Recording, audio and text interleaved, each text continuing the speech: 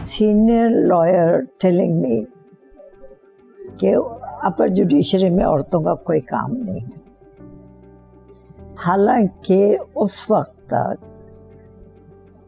District court میں عورتیں additional district جج، سینئر ڈسٹرکٹ جج سب کچھ ہو چکی تھی.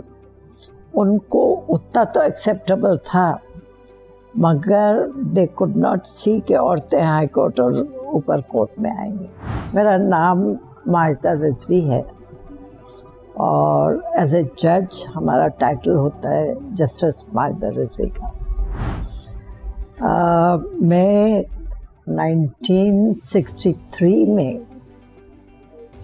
انرول ہوئی تھی ایز اے ایڈوکیٹ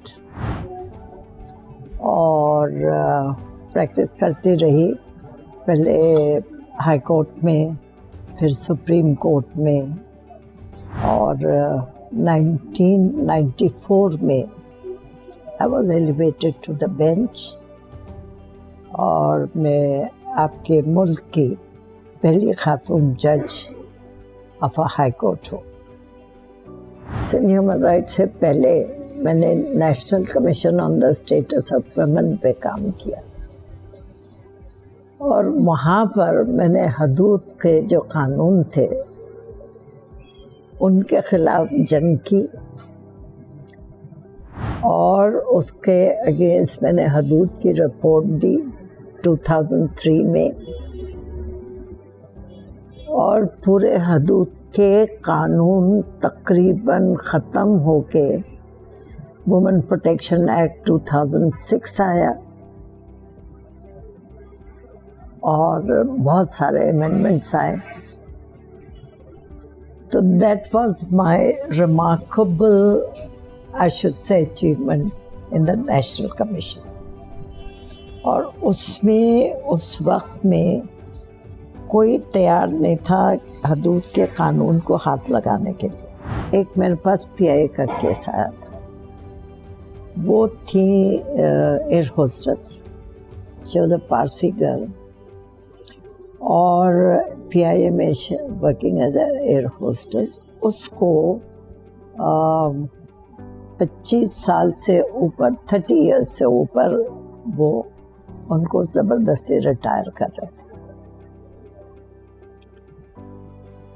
تو اس نے پٹیشن فائل کی آرٹیکل 25 پہ کہ سب مردوں کو تو 60 سال پہ وہ کرتے ہیں ریٹائر، عورتوں کو میکسیمم 35 ایئرس پہ زبردستی ریٹائر کرتے ہیں. دس از اگینسٹ دا کانسٹیٹیوشن. اور وہ کیس میں اور ساتھ میں ایک دوسرے جج تھے سینئر ہمارے سامنے آئے. اس کا ججمنٹ میں نے لکھا تھا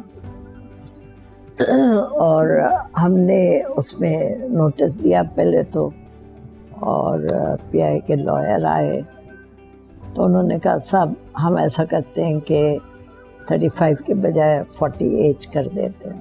I said nothing do. As man as woman آپ وہی ایج میں کریں گے جس میں آدمی کرتے ہیں. That judgment was upheld by Supreme Court also. اور اس کے بعد سے اتنی لڑکیاں آئی ہیں PIA میں، اس لیے کہ وہ زبردستی ریٹائرمنٹ ختم ہو گئی تھی. سندھ ہیومن رائٹس کمیشن نے ڈیفائن کیا ہے ہیومن رائٹس کو، ڈیفینیشن ہے، اور اس میں life, Liberty, equality and dignity. تو ہم نہ صرف عورتوں کو بچاتے ہیں، لیکن اگر مرد ویک ہوگا تو اس کو بھی بچائیں گے. جینڈر ہے، ٹرانسجینڈر ہے، مرد عورت سب ہیں، ان کو بھی بچاتے ہیں. بچے، چائلڈ ایبیوز، ان کو بھی بچاتے ہیں.